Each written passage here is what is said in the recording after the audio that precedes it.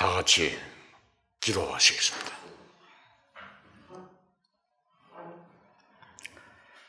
위대하시고 모든 세계와 인간을 지으신 하나님 아버지,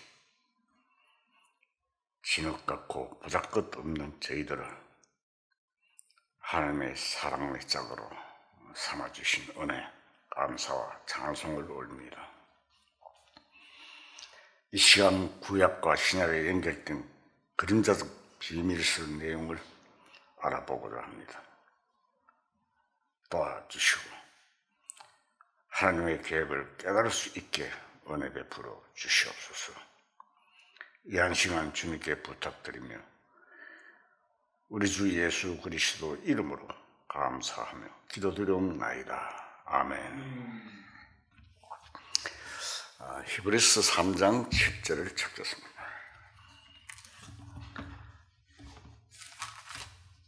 히브리서 3장 10절. 자, 읽겠습니다. 그러므로 성령이 이르신 바와 같이 오늘 너희가 그의 음성을 듣거든 광야에서 시험하던 날 거역하던 것 같이 너희 마음을 완고하게 하지 말라. 거기서 너희 열조가 나를 시험하여 점검하고 40년 동안 나의 행사를 보았느니라. 그러므로 내가 이 세대에게 노하여 이르기를 그들이 항상 마음이 미혹되어 내 길을 알지 못하는도다 하였고, 내가 노하여 맹세한 바와 같이 그들은 내 안식에 들어오지 못하리라 하였느니라. 형제들아, 너희는 상가 혹 너희 중에 누가 믿지 아니하는 악한 마음을 품고 살아계신 하나님에게서 떨어질까 조심할 것이요, 오직 오늘이라 일컫는 동안에 매일 피차 건면하여 너희 중에 누구든지 죄의 유혹으로 완고하게 되지 않도록 하라. 우리가 시작할 때 확신한 것을 끝까지 견고히 잡고 있으면 그리스도와 함께 참여한 자가 되리라.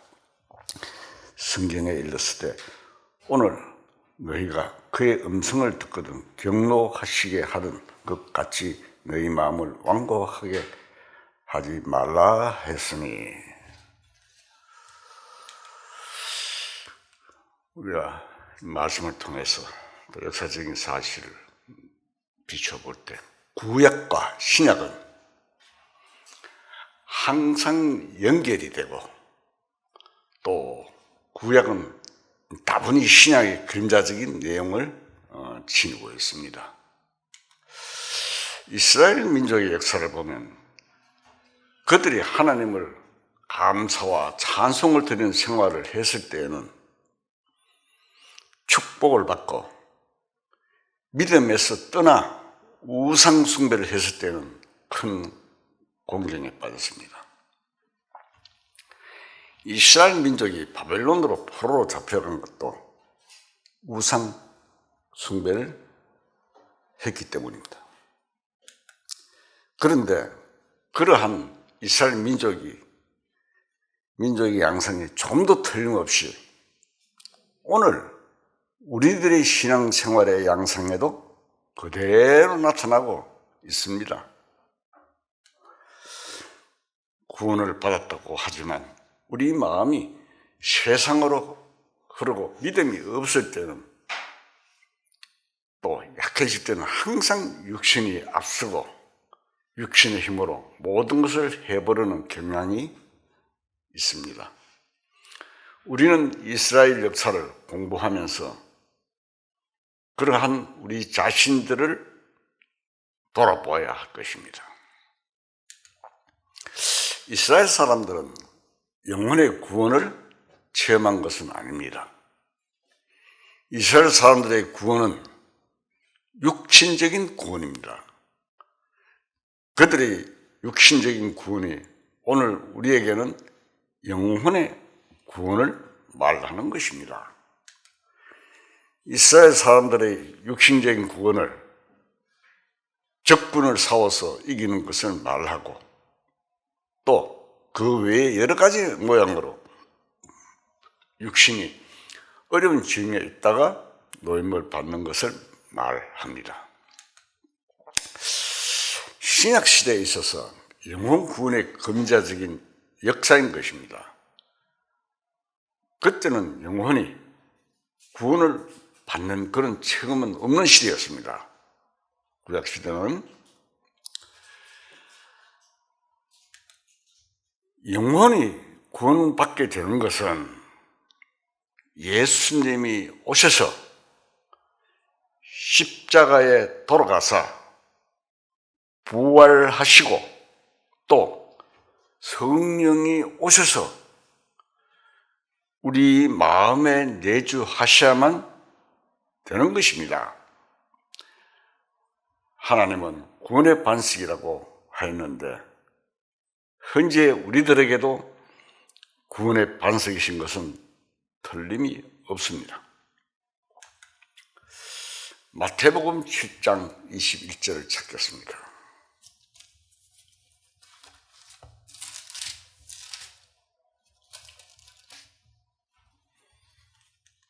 마태복음 7장 21절 제가 읽겠습니다. 나더러 주여 주여 하는 자마다 다 천국에 들어갈 것이 아니요 다만 하늘에 계신 내 아버지의 뜻대로 행하는 자라야 들어가리라.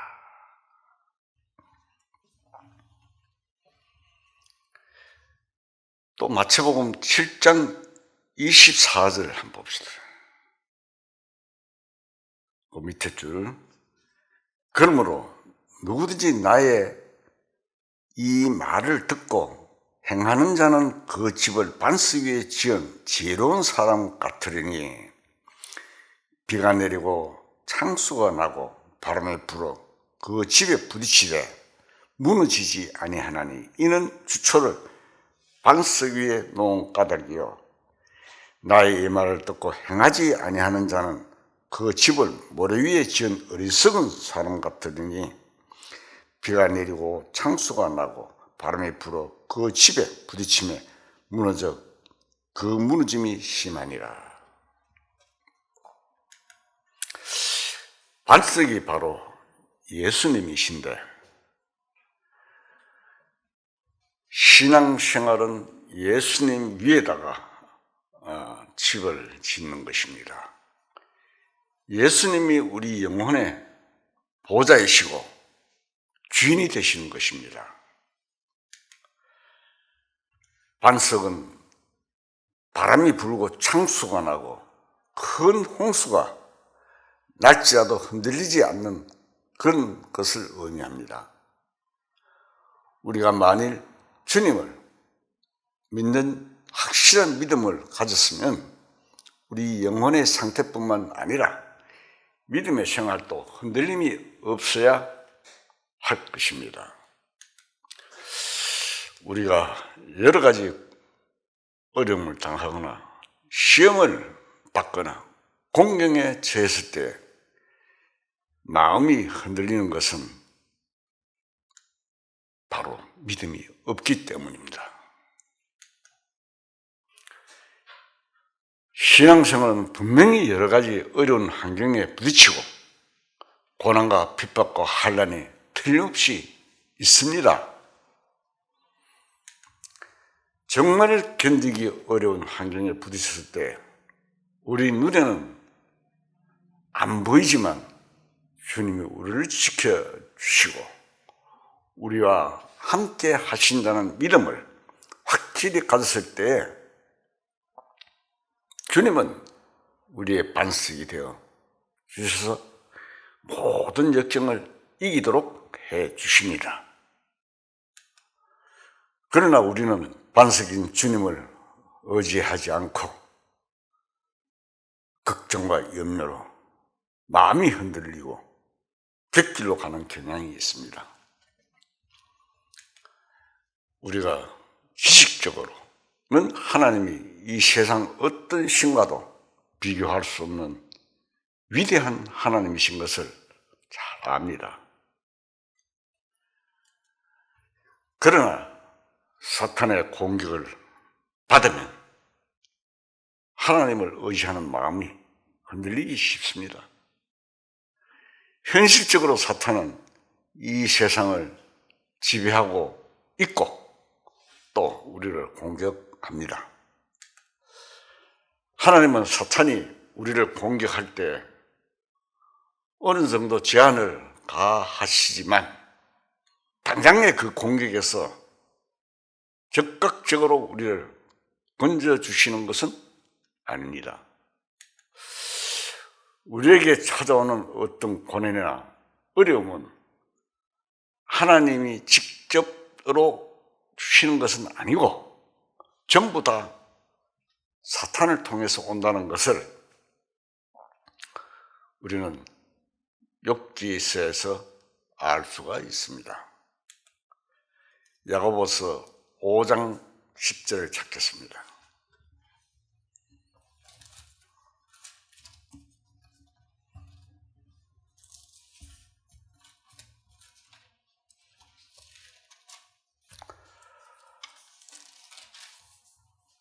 야고보서 5장 10절. 자, 읽겠습니다. 형제들아, 주의 이름으로 말한 선지자들을 고난과 오래 참음의 본을 삼아라. 보라, 인내하는 자를 우리가 복되다 하나니 너희가 욥의 인내를 들었고 주께서 주신 결말을 보았거니와 주는 가장 자비하시고 긍휼히 여기시는 이시니라. 욥은 하나님 보시기에 완전한 자였지만 사탄은 그 욥을 참소하였고 하나님은 그러면 네가 시험해보라고 사탄에게 허락을 하셨습니다. 욥이 참 의인이고 부자고 하나님을 잘 섬기는데 사탄이 와서 하나님한테 그렇지요. 모든 축복을 해주시니까 하나님을 잘 경외하고 그런 것이 아니냐. 우리 욥을 읽어보면 나오죠. 그래서 이 사탄이 욥을 참소하였습니다.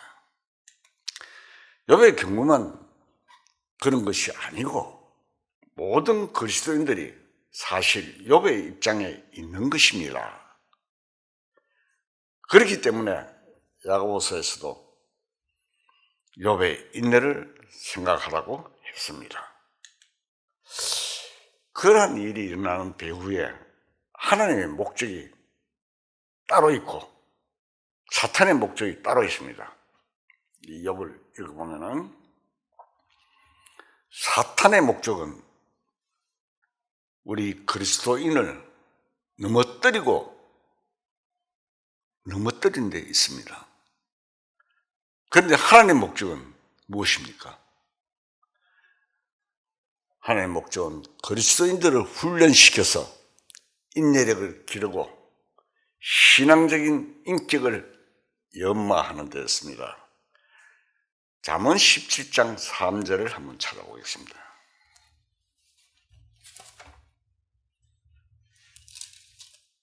잠언 17장 3절.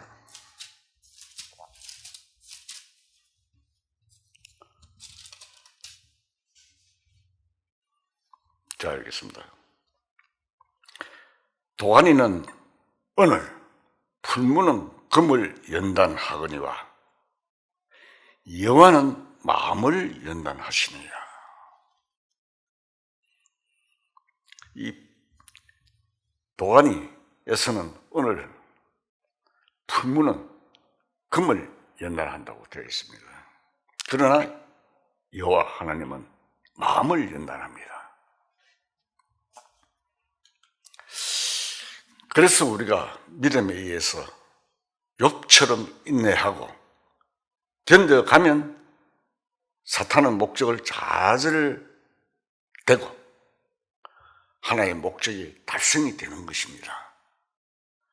그런데 그러한 때에 우리의 믿음이 떨어지면 사탄의 유혹에 넘어갈 가능성이 많습니다. 고린도전서 8장을 한번 찾아보겠습니다.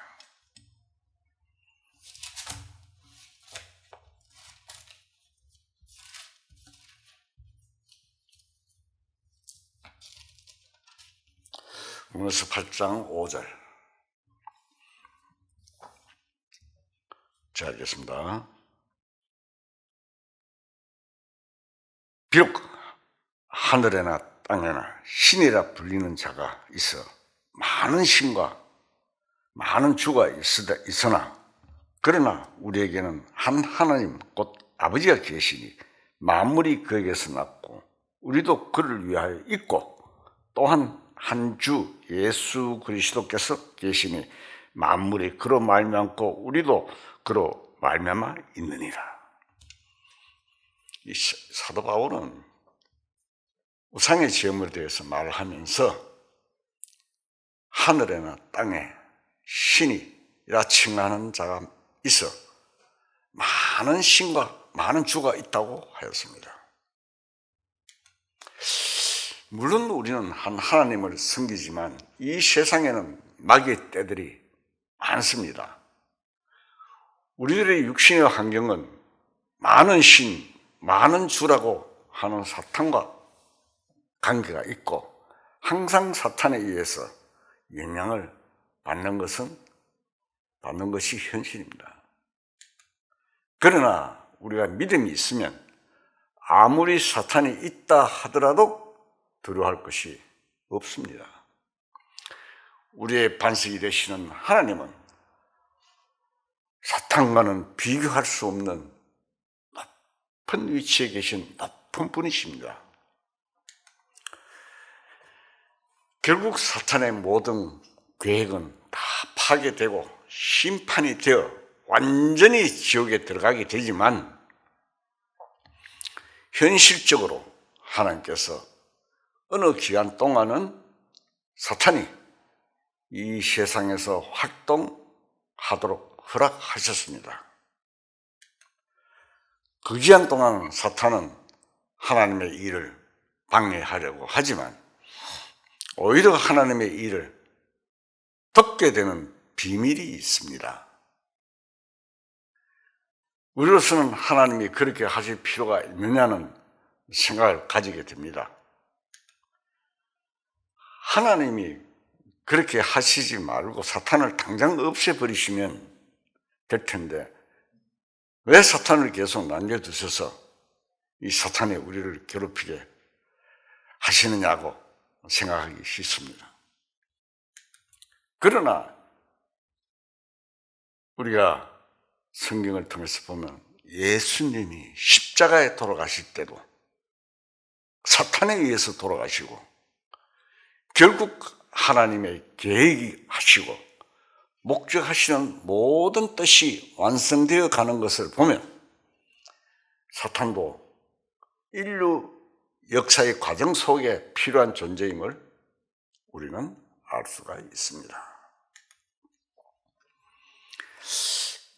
출애굽기를 읽어보면 하나님이 바로의 마음을 강팍하게 하셔서 이스라엘 민족을 애굽에서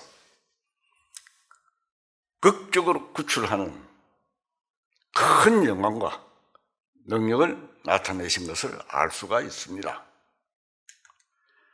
마찬가지로 인류의 역사도 사탄이 존재함으로 말미암아 하나님의 일이 더 분명하게 되고 하나님의 권능과 영광도 나타날 수 있도록 되어가는 과정입니다. 그렇게 생각하면 사탄이 아무리 힘이 세고 끈질기게 우리를 괴롭히더라도 조금 더 두려워할 것이 없습니다. 우리 그리스도인들은 세상의 어떤 일이 일어나든지 뭐가 일어나든지 걱정할 염려가 필요가 없습니다. 어떤 분들은 3차 대전이 일어나면 우리나라에 전쟁이 나면 큰 걱정할 거 없습니다. 세계사는 그것 역시 하나님의 계획 속에 이루어지는 것이기 때문입니다. 모든 환난에서 우리를 넉넉히 건지시는 하나님이십니다. 하여튼 우리들 주변에 이 악한 신의 역사가 아무리 강하게 일어난다 하더라도 우리는 천지를 창조하신 하나님, 우리를 모든 환난에서 넉넉히 건지실 하나님께 속해 있는 사람들이기 때문에 걱정할 필요가 없다는 것입니다. 우리는 하나님께 속해 있는 자들입니다. 우리는 사탄에 속한 사람들이 아닙니다. 요한복음 16장 33절을 찾겠습니다.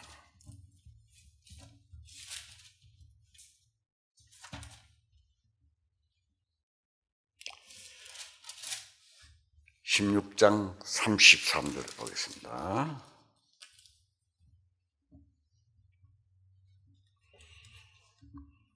자, 읽겠습니다. 이것을 너희에게 이르는 것은 너희로 내 안에서 평안을 누리게 하려 합니다. 세상에서는 너희가 환난을 당하나 담대하라. 내가 세상을 이겼노라. 여기 보면은 분명히 세상에서는 너희가 환난을 당한다고 되어 있습니다.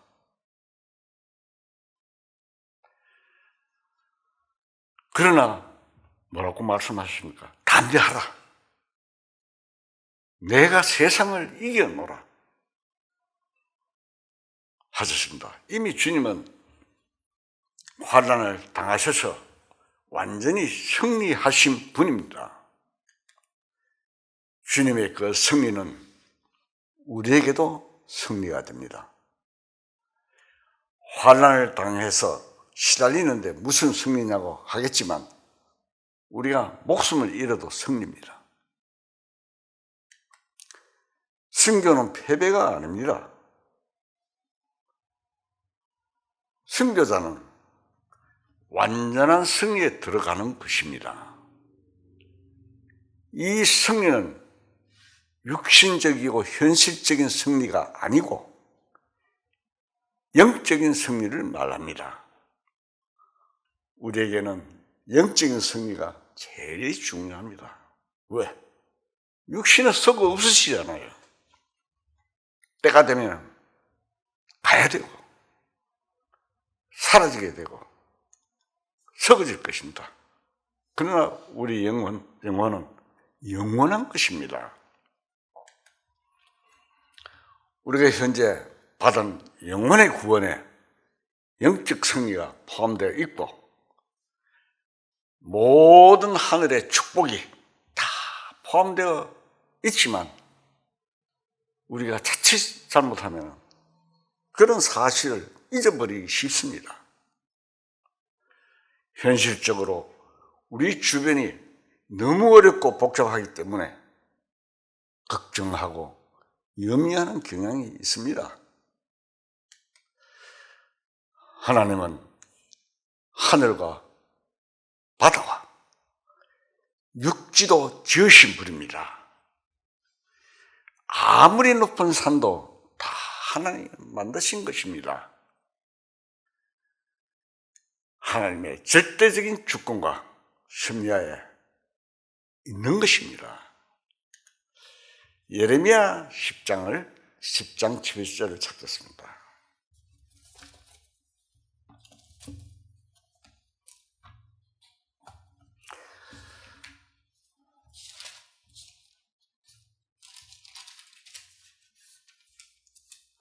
예레미야 10장 11절. 자, 읽겠습니다. 너희는 이같이 그들에게 이르기를 천지를 짓지 아니하는 신들은 땅 위에서 이 하늘 아래서 망하리라 하라. 여호와께서 그의 권능으로 땅을 지으셨고 그의 지혜로 세계를 세우셨고 그의 명철로 하늘을 펴셨으며. 뒤쭉 참 중요한 말씀이 있습니다만 여기까지 읽겠습니다. 너희가 이같이 그들에게 이르기를 천지를 지지한 신들은 땅 위에서는 이 하늘 아래서 망하리라 하라 그랬습니다. 그러니까 사탄의 세력은 망하는 것입니다. 사탄은 예수님을 시험할 때에 사탄이 예수님을 뭐라고 했습니까? 내게 절하라 그리하면 내가 이 모든 것을 내게 주리라. 시험할 때 그렇게 했습니다. 일시적으로 이 세상은 사탄에 의해서 지배를 받는 상태에 있습니다만 그렇다고 해서 하나님의 절대적인 권위나 소유권이 없어진 것이 아닙니다. 아담이 사탄의 말을 듣고 이 세상의 통치권을 넘겨주어서 지금 사탄이 이 세상을 일시적으로 다스리고 있지만 이 세상 임금인 사탄이 쫓겨나게 되었습니다. 쫓겨난다고 했습니다. 요한복음 12장 31절을 보겠습니다.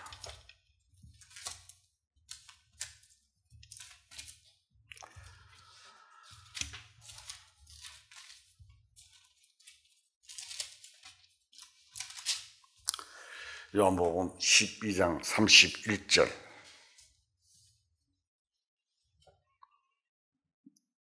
자 읽겠습니다. 이제 이 세상에 대한 심판에 이르렀으니 이 세상의 임금이 쫓겨나리라. 내가 땅에서 들리면 모든 사람을 내게로 이끌겠노라 하시니. 말씀 보면 이 세상 임금이 쫓겨난다고 되어 있습니다. 지금은 일시적으로 세상 임금이 사탄입니다. 그렇다고 해서 하나님의 절대적인 권위가 없어진 것은 아니고 결국은 사탄의 활동이나 뜻을 역이용하셔서 하나님의 뜻을 이루어 가시는 것입니다. 예수님이 사탄에 의해서 십자가에 돌아가신 것도 하나님의 뜻이고 우리의 생활 속에서 여러 가지 시련이 오는 것이나 어떤 문제가 일어나는 것도 사탄으로부터 오는 것이지만 그것도 결국 하나님의 뜻이라는 것을 우리는 항상 생각해야 합니다. 우리들의 신앙 생활 속에 사람의 실수나 잘못이 분명히 사탄의 장난에 의한 것이지만 그건 역시 하나님이 허용하신 사탄의 장난입니다. 그래서 그 일 때문에 많은 어려움을 겪지만 우리가 반드시 거쳐야 할 과정인 것입니다. 이 과정을 거쳐서 우리가 단련을 받고 훈련을 받아 자신이 낮아지는 것이 있습니다. 만일 그렇지 않고 반대로 항상 좋은 일만 있으면 우리는 교만하고 자긍하기가 쉽습니다. 욥은 완전히 정직하고 흠이 없는 사람인데도 하나님이 사탄에 의해서 고난을 받게 허락하셨습니다. 욥이 아무리 사람으로서 온전하다고 해도 그것은 욥의 종교적인 활동 속에서 그렇게 된 것이고 나중에 자기가 무너져야 할 과제가 있습니다. 나는 죄를 지은 일이 없다, 나는 어렵다 하는 그것이 꺾여져야 하는 것입니다. 욥은 하나님 앞에 회개했을 때 어떻게 됐습니까? 전보다 더 큰 축복을 받았습니다. 우리는 개인적으로 당하는 시련이나 교회적으로 당하는 시련이 있는데 개인적으로 당하는 시련이든지 교회적으로 당하는 시련이든지 간에 우리 자신이 낮아져야 할 과제가 있습니다. 하나님께서 우리는 낮추시기 위해서 모든 일들이 있는 것입니다. 하나님의 은혜는 가장 낮은 곳에 흘러내리도록 되어 있습니다. 과연 우리는 모든 일에 있어서 하나님 앞에 무릎을 꿇을 수 있습니까? 하나님 앞에 무릎을 꿇는 것은 진정한 마음으로 하나님을 경배하는 것을 의미합니다. 우리는 주님 말씀 앞에 겸손한 마음으로 순종하고 있는가 돌아봐야 됩니다. 예수님이 어떤 형체로 아마 빛같이 밝은 두루마리 입고 머리가 백발이 되어서 우리 앞에 나타나면 여러분들이 백번이고 무릎을 꿇을 수 있을 것입니다. 그렇지 않습니까? 어떤 형체로 모습이 보인다면. 그렇지만 예수님이 우리에게 현실적으로 나타나시는 것이 아니기 때문에 분명히 주님이 우리와 같이 계시고 또 주님의 말씀을 겸손한 마음으로 전폭적으로 믿고 순종하지 않는 경향이 있습니다. 요한복음 10장 3절을 찾겠습니다.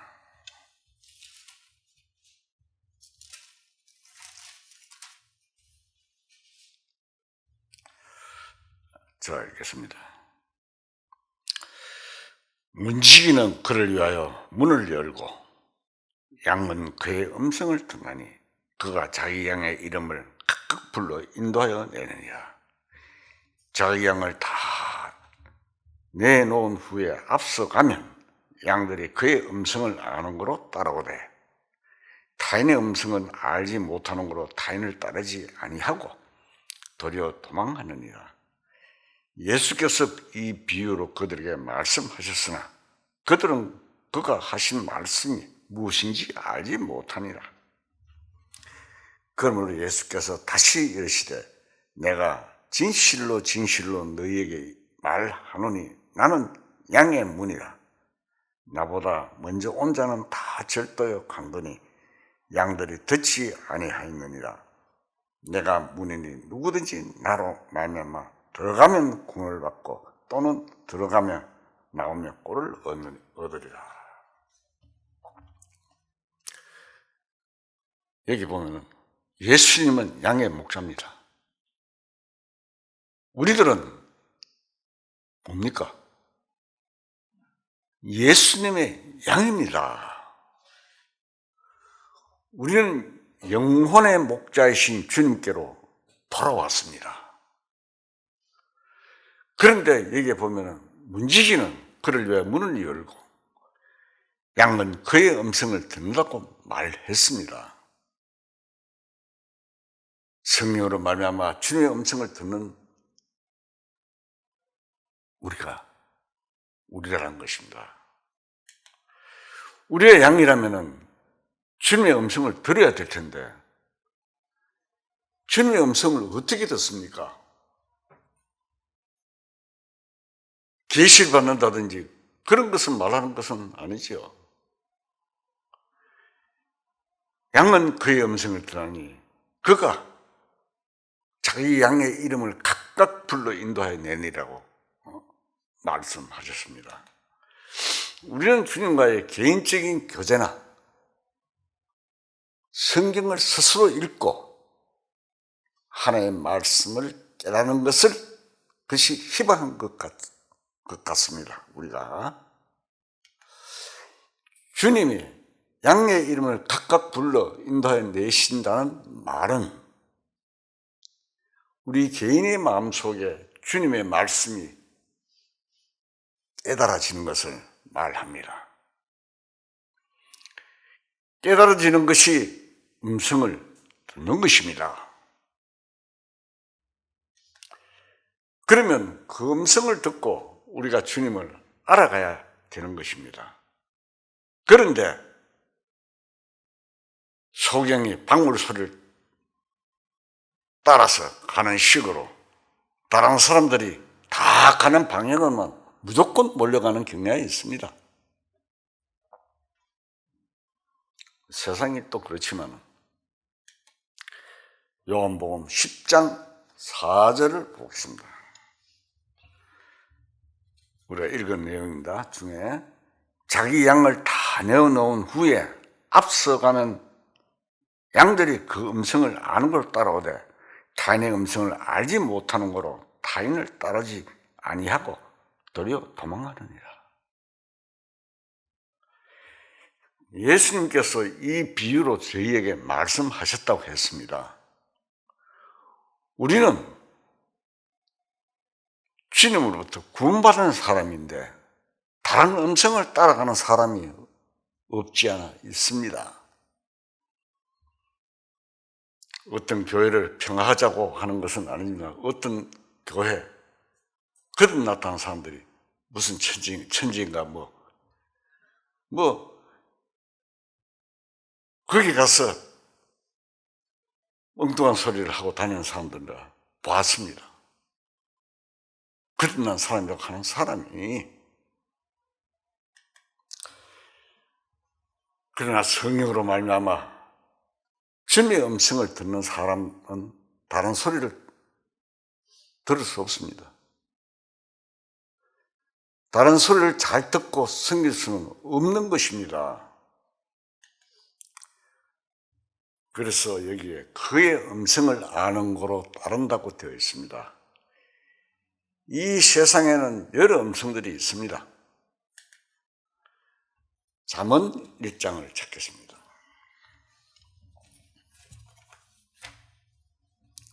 잠언 1장 20절.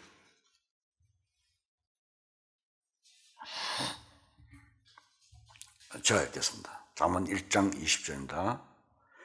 지혜가 길거리에서 부르며 광장에서 소리를 높이며 시끄러운 길목에서 소리를 지르며 성문 어귀와 성중에서 그 소리를 발하여 이르되 너희 어리석은 자들은 어리석음을 좋아하며 거만한 자들은 거만을 기뻐하며 미련한 자들은 지식을 미워하니 어느 때까지 하겠느냐? 나의 책망을 듣고 돌이키라. 보라, 내가 나의 영을 너에게 부어주며 내 말을 너에게 보이리라. 내가 불렀으나 너희가 듣기 싫어하였고 내가 손을 폈으나 돌아보는 자가 없었고 도리어 나의 모든 교훈을 멸시하며 나의 책망을 받지 아니하였은즉. 뒤에 보면은 참 또 재앙을 만날 때 하나님께서 비웃는다고. 지혜가 길거리에서 부르고 광장에서 소리 지른다고 했습니다. 이 세상 길거리, 광장에는 오만 가지 소리가 많이 들립니다. 특히 기독교 안에도 이상한 운동이 벌어지고 있습니다.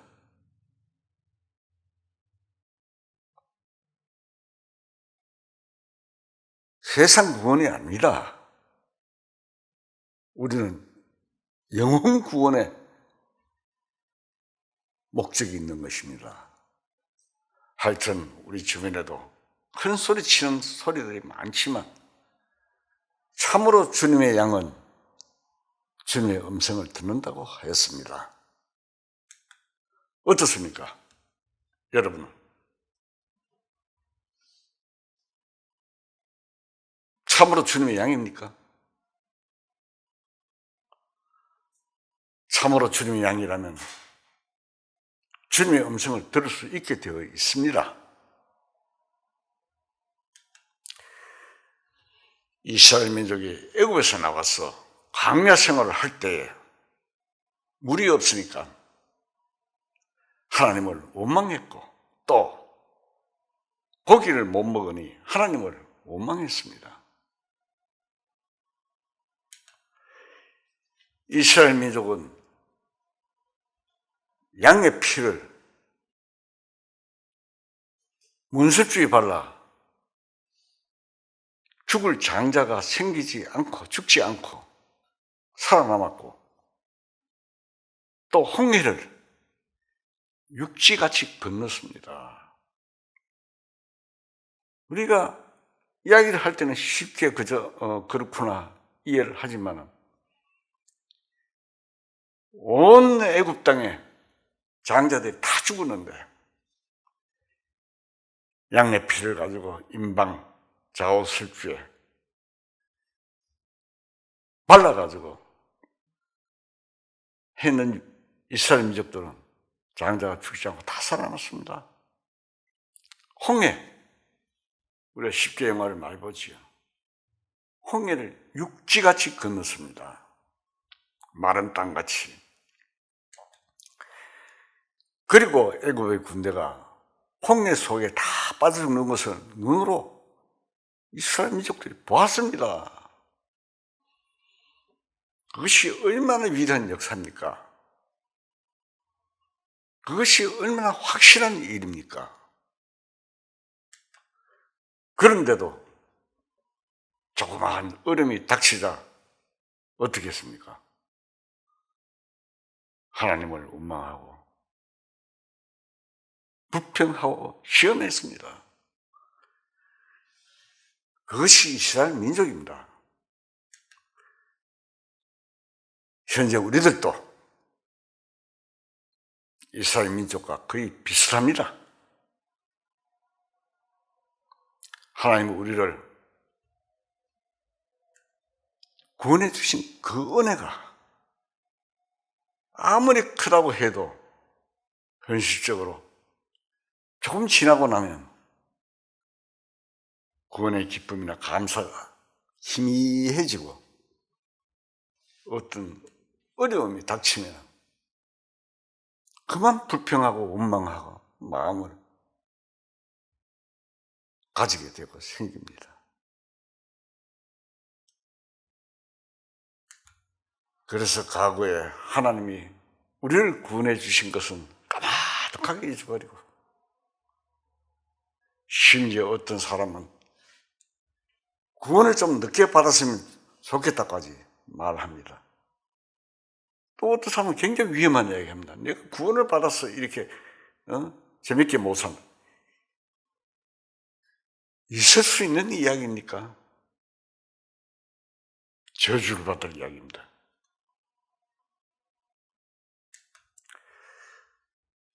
진짜 구원받은 사람의 말인지 모르겠지만 그것이 이스라엘 민족과 마찬가지 상태 아닙니까? 애굽에 있을 때는 부추와 마늘을 먹고 고기도 먹고 종되었던 그 시절은 까마득히 잊어버리고 그래서 오늘날 우리들은 우리 영혼을 구원해 주신 하나님의 그 음성을 계속적으로 듣고 따라가야 하는 것입니다. 하나님이 뭘 주시는가 안 주시는가 보자는 것이 하나님을 탐지하는 것이고 하나님을 시험하는 것입니다. 우리도 하나님을 시험하는 그런 일들이 있을 수 있습니다.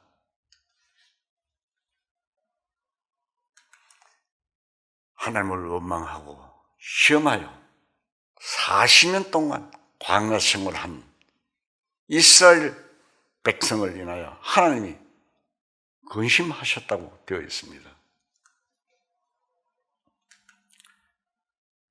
하나님의 성령을 근심하게 하지 말라. 그 안에서 너희가 구원의 날까지 인치심을 받았느니라. 에베소 4장 30절 보겠습니다.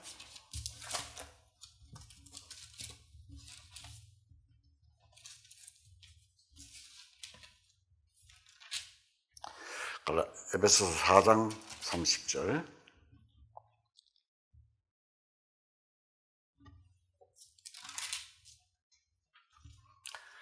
자, 읽겠습니다. 하나님의 성령을 근심하게 하지 말라. 그 안에서 너희가 구원의 날까지 인치심을 받았느니라.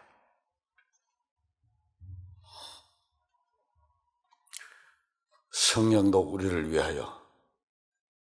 위해서 마찬가지로 근심을 하십니다. 이스라엘 민족이 40년 동안 하나님을 도전하고 불평하고 원망하다가 어떻게 됐습니까? 여호수아와 갈렙을 제외하고는 애굽에서 나온 이스라엘 사람들은 안식의 땅 가나안에 들어가지 못하고 다 죽었습니다.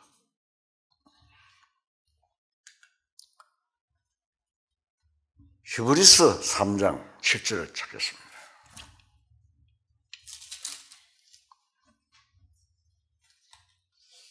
히브리서 3장 7절 제가 읽겠습니다. 그러므로 성령이 이르신 바와 같이 오늘 너희가 그의 음성을 듣거든 광야에서 시험받은 날에 거역하던 것 같이 너희 마음을 완고하게 하지 말라.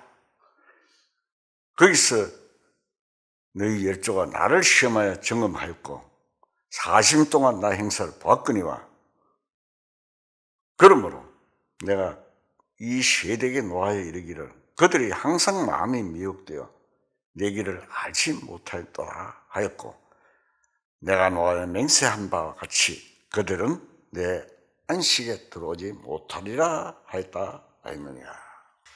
여기 보면 이스라엘 민족이 광야에서 하나님을 시험하던 때처럼 마음을 강팍하게 하지 말라고 하셨습니다. 애굽에서 나온 사람 중에서는 여호수아와 갈렙 두 사람만이 가나안 땅에 들어갔습니다. 모세도 못 들어갔습니다.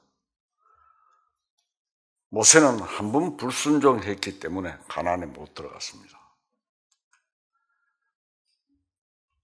민수기 20장을 한번 봅시다. 민수기 20장 7절. 민수기 20장 7절. 제가 읽겠습니다. 여호와께서 모세에게 말씀하여 이르시되 지팡이를 가지고 내 형 아론과 함께 회중을 모으고 그들의 목전에서 너희는 반석에 명령하여 물을 내라. 네가 그 반석이 물을 내게 하여 회중과 그들의 짐승에게 마시게 할지니라. 모세가 그 명대로 여호와 앞에서 지팡이를 잡으니라. 모세 아론이 회중을 반석 앞에 모으고 모세가 그들의 이르되 반역한 너희여 들으라. 우리가 너희를 위하여 이 반석에서 물을 내라 하고 모세가 그의 손을 들어 그의 지팡이로 반석을 2번 치니 물이 많이 쏟아져 나오므로 회중과 그들의 짐승이 마시니라. 여호와께서 모세와 아론에게 이르시되 너희가 나를 믿지 아니하고 이스라엘 자손의 목전에서 내 거룩함을 나타내지 아니한 고로 너희는 이 회중을 내가 그들에게 준 땅으로 인도하여 드리지 못하리라 하시니라. 자, 하나님은 모세에게 이야기했습니다. 반석을 향해서 지팡이를 들어 명령하라고 했는데 모세가 화가 나서 반석을 내리쳤기 때문입니다. 물론 모세는 율법의 대표자니까 가나안에 못 들어가는 운명이 있었습니다. 개인적으로도 우리가 항상 주님의 말씀에 충실히 순종해 가면 틀림없이 주님의 말씀을 깨닫고 마음의 평안을 누린 사실들이 있습니다. 이것은 우리가 하나님의 말씀을 따라 충실하게 정직하게 살려고 굳게 결심한 사람에게 찾아오는 것입니다. 많은 시련과 고통을 통과하는 일이 있고 난 연후에 비로소 있는 것입니다. 심각한 고통이 없이 그냥 평범하게 사는 사람에게는 그런 경험이 없습니다. 교회가 안식처라는 것을 잘 모르는 사람들이 많습니다. 현실적으로는 교회는 안식인커녕 우리에게 고통과 무거운 짐을 지어주는 곳이라는 인상을 받기가 사실 쉽습니다. 사람은 누구나 고통을 당하고 시련을 겪고 싶어 하지 않습니다. 누가 사람이 고통을 당하고 시련을 겪고 싶어 하는 사람이 누가 있습니까? 그러나 시련과 고통은 우리 육신을 꺾는 연단의 과정입니다. 신명기 8장에 보면은 이스라엘 민족들을 광야 40년을 그렇게 한 목적이 뭡니까? 낮추고 또 낮추고 나중에 축복을 주시는 것이 하나님의 목적이었습니다. 우리가 구원을 받았지만 교회가 없이 혼자서 산다면 어떻게 될까요? 무엇보다도 말씀이 공급이 되지 않습니다. 첫째, 그리고 하나님 뜻은 절대로 혼자서 이루어갈 수가 없습니다. 교제 없이 혼자서 아무것도 할 수 없는 것입니다. 교회가 성전이니까 성전 안에 법궤가 있습니다. 그 법궤가 뭡니까? 말씀입니다. 말씀과 동시에 주님이십니다. 그래서 거기에서 말씀이 공급이 되는 것입니다. 하나님의 뜻을 혼자서는 절대로 이룰 수가 없습니다. 몸 전체가 활동해 가지고 머리의 뜻을 이룹니다. 손가락이 혼자서 머리 뜻을 이룰 수는 없는 것과 마찬가지입니다. 손이나 팔이나 다리가 잘려져 버렸으면 하나님 머리의 뜻을 이룰 수가 없습니다. 절대로 불가능합니다. 그래서 신앙생활은 나 혼자서 하나님의 뜻대로 살려고 애쓰는 것이 아닙니다. 내 힘으로 하나님의 뜻을 이루어 보겠다고 하는 굳은 결심이 있으면 심각한 고통과 어려움을 겪고 나서 나중에 비로소 그런 노력이 잘못된 것임을 알고 거기서 해방을 받고 풀려나는 것입니다. 하나님의 뜻은 주님의 몸인 교회로 말미암아 이루어져 가고 있는 것입니다.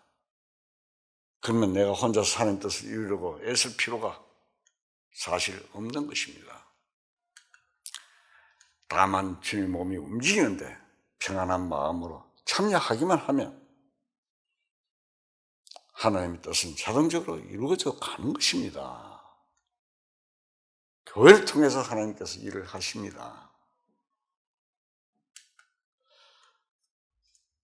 그러니까 교회가 바로 그리스도인들의 안식처입니다. 이 사실을 확실히 알면 주님이 주시는 평안을 누릴 수가 있는데 그렇다고 해서 육신이 안식하는 것은 아닙니다. 육신은 더 바빠지고 더 부진해지게 됩니다. 내가 억지로 애쓰고 노력하는 것이 없이 교회 안에서 더 바쁘게 일할 수 있는 분위기가 이루어집니다. 저는 구원을 받고 세상을 등지고 싶은 그런 마음들이 많았습니다. 그래서 요즘 보면은 자연인 같은 게 많이 나오죠. 제가 그 프로를 한 번씩 봅니다. 자연인같이 떨어져서 산에서 제가 옛날에 낚시를 또 좋아했으니까 낚시도 하면서 편안하게 지내고 싶은 마음이 왜 없겠습니까? 그런데 이 교회를 알고부터 혼자서는 안 된다, 떨어져서 살 수가 없다. 알았기 때문에 저는 이제까지 좀 어려움과 고난이 따랐지만 교회와 함께 걸어가고 있습니다. 구원받은 사람이 혼자 멀리 떨어져 있다고 생각해 보십시오. 얼마나 답답하고 괴롭겠습니까? 그러니까 그 음성을 들을 때 마음을 강팍하게 하지 말라고 한 것입니다. 마음을 강팍하게 하지 않고 주님께 순종하면 교회 안에 동참하여 힘을 얻을 수 있다는 얘기입니다.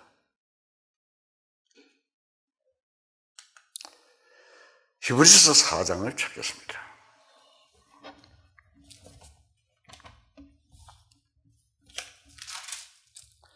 히브리서 4장 2절.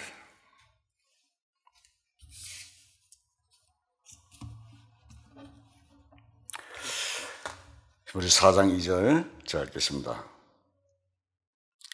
그들과 같이 우리도 복음 전함을 받은 자이나 들은 바 그 말씀이 그들에게 유익하지 못한 것은 듣는 자가 믿음을 결부시키지 아니함이라. 이미 믿는 우리들은 저 안식에 들어가는도다. 그가 말씀하신 바와 같으니 내가 노하여 맹세한 바와 같이 그들이 내 안식에 들어오지 못하리라 하셨다 하였으나 세상을 창조하실 때부터 그 일이 이루어졌느니라. 여기서 말하는 복음은 여기 끝났죠. 복음.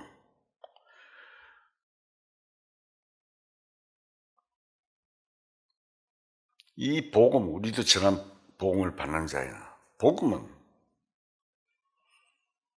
구원을 얻는 복음은 아닙니다. 우리가 신앙생활하는 것과 관련된 복음도 포함됩니다. 우리 그리스도인들은 복음으로 말미암아 살아야 합니다.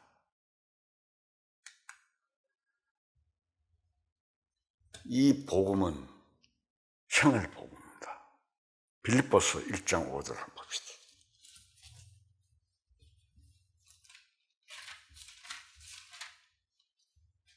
앞으로 몇 장면 나오죠?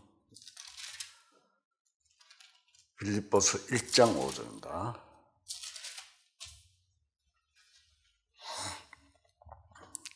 자, 읽겠습니다. 너희가 첫날부터 이제까지 복음을 위한 일에 참여하고 있기 때문이라. 너희가 첫날부터 이제까지 복음에 위한 일에 참여하고 있기 때문이라. 우리의 신앙생활도 복음입니다. 우리가 그 복음을 전함을 받은 자이나 그 들은 바 말씀이 유익되지 못한 것은 듣는 자가 믿음으로 하받지 아니하면 어떻게 됩니까? 그 말씀은 날아버리고 아무런 소용이 없는 것입니다. 믿음으로 받아야 됩니다. 우리는 이미 충만한 은혜 속에서 마음이 편안히 쉬는 상태에서 하나님께 감사와 찬송을 드렸습니다. 아무리 어려운 일이 있어도 천지를 창조하신 창조주시고 모든 신위에 뛰어난 왕이신 하나님이 우리와 함께 계신다는 믿음이 있으면 어떻습니까? 정말 감사하고 찬송할 수 있는 마음을 가질 수 있는 것입니다. 이러한 마음으로 우리는 남은 생애들을 살아가야 합니다. 다 같이 기도하시겠습니다.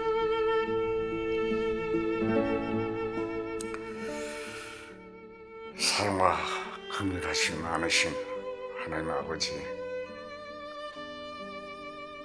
은혜 받은 우리는 주님의 말씀 앞에 겸손한 마음으로 순종하며 올바른 신앙생활을 할 수 있게 이끌어 주시옵소서.